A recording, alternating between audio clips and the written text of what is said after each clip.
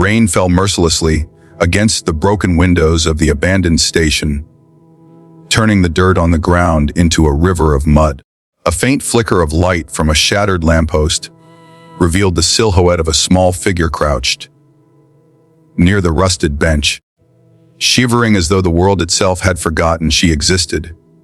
Her voice, fragile and desperate, broke through the storm like a knife through silence. "Please, don't leave me here. I'll reward you. I'll do whatever you ask." Those words, soaked in terror, in pleading, were not the cries of someone bargaining for luxury, but of a soul who had already been stripped of everything. If you believe in kindness, second chances, and the power of compassion, please take a moment to like this video, share it with others, and subscribe to our channel, Stories Collection. Together, we can spread these stories of humanity that remind us of the light we are all capable of. The young girl's name was Lila.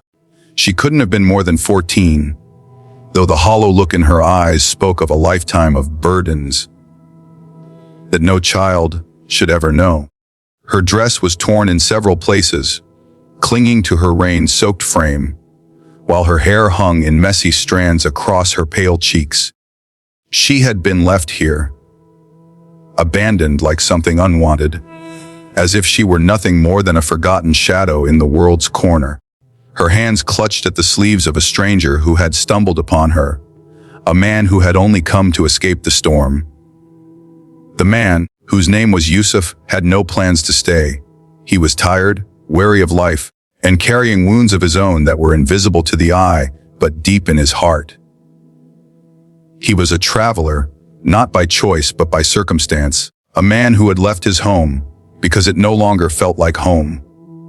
When he heard her words, his instinct was to turn away.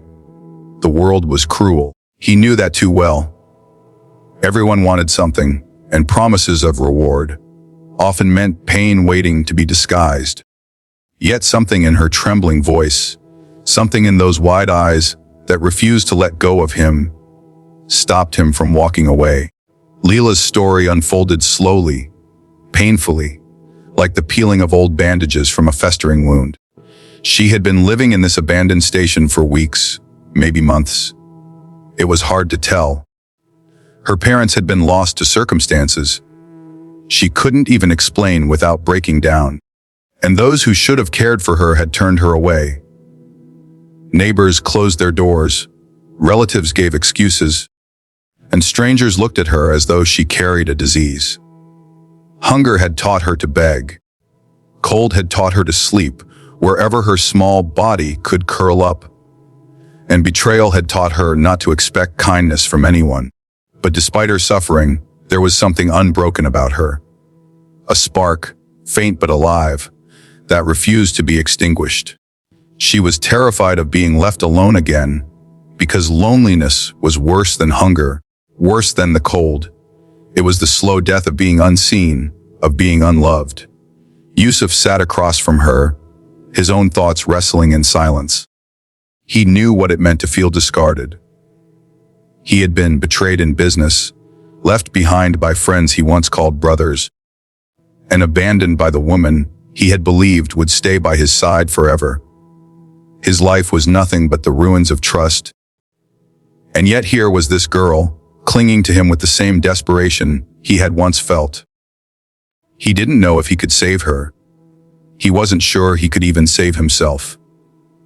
But as he looked into her pleading eyes, he realized that walking away would mean betraying himself again. The part of him that still longed to believe in goodness.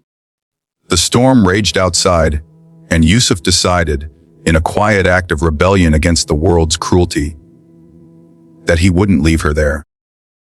He took her hand, guiding her out of the shadows of the station and into the uncertain road ahead. That night marked the beginning of something neither of them could have predicted.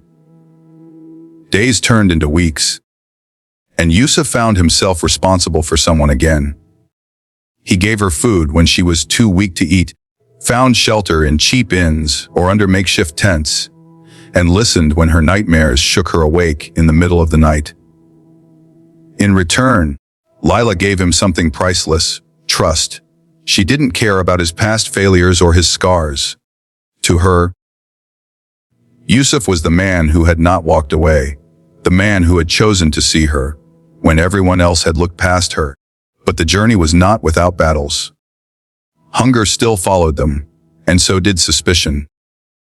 People looked at Yusuf with judgment when they saw the girl with him, whispering that no man would carry such a burden unless he had something to gain.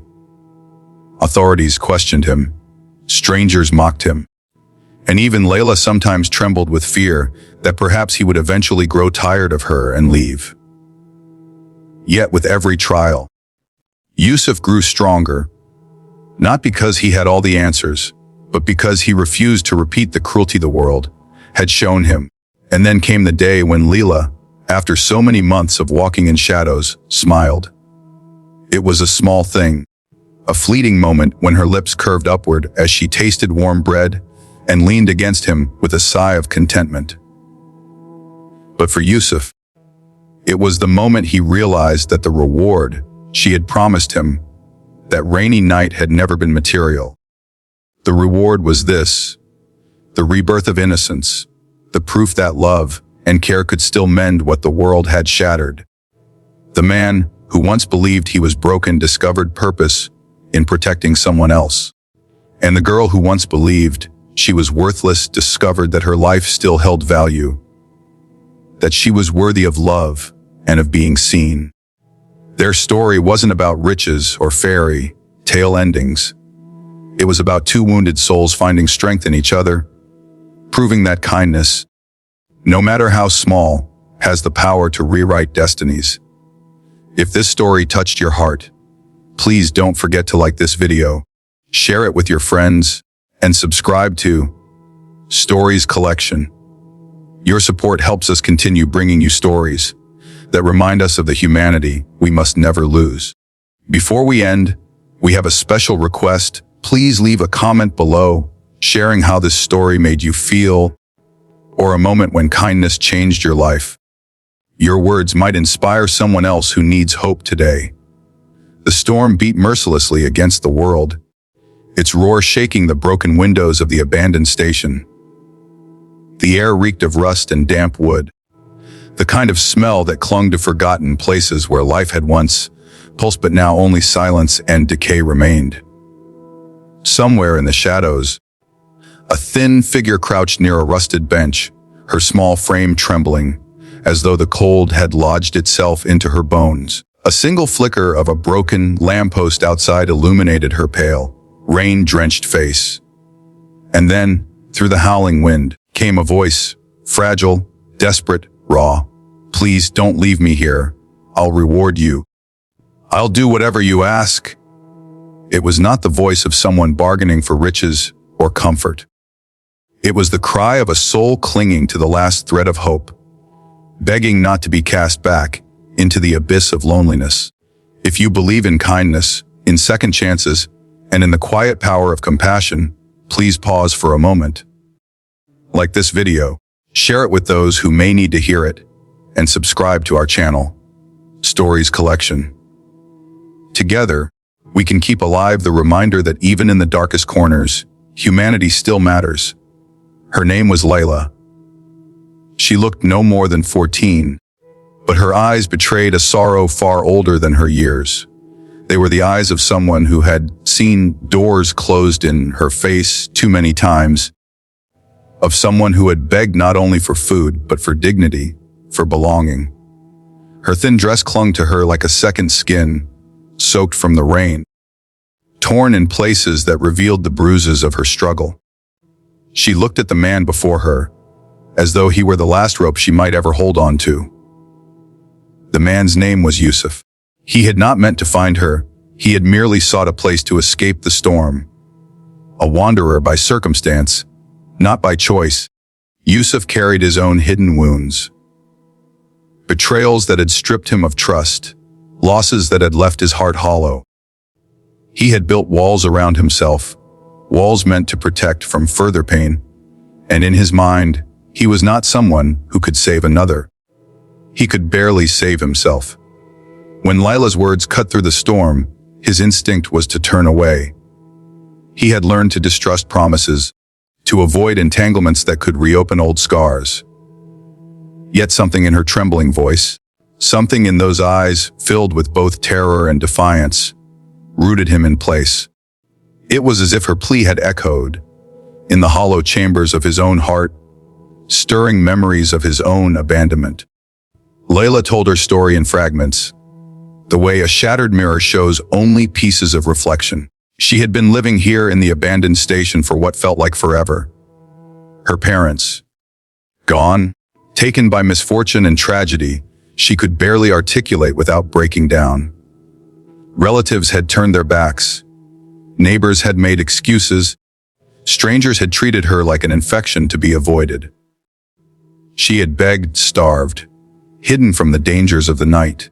Hunger had taught her how to survive, fear had taught her where not to tread, and betrayal had taught her not to hope. And yet, she hoped. Her plea was proof. Yusuf sat across from her, his mind restless. He knew this road, this taste of despair. He had been betrayed by those closest to him, abandoned by those who swore loyalty, stripped of the life he had once built with calloused hands.